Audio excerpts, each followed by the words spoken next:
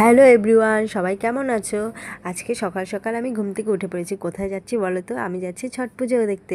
হ্যাঁ, এখন তোমরা হয়তো জিজ্ঞাসা করবে যে ছট পুজো তো চলে গেছে, তাহলে আমি এখন কেন ভিডিওটা পোস্ট করছি? আসলে এটা অনেক দিনকার আগের ভিডিও, আমি এখন আমি পোস্ট করছি।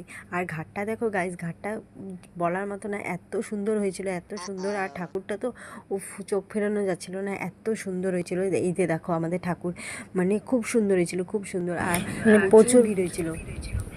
তো আর এখানে দেখো প্রচুর ভিড়, সেই মেয়েটা বাচ্চাটাকে নিয়ে গেছি, তো বেশিক্ষণ ওখানে থাকিনি। আর ঠান্ডার মধ্যে সকাল সকাল ওকে উঠায় নিয়ে গেছি। আর এই দেখো এখানে ফোয়ারা টোয়ারা অনেক কিছু করেছে, আর আমি এই ফাঁকে একটা ছোট্ট করে পোজ দিয়ে নিলাম।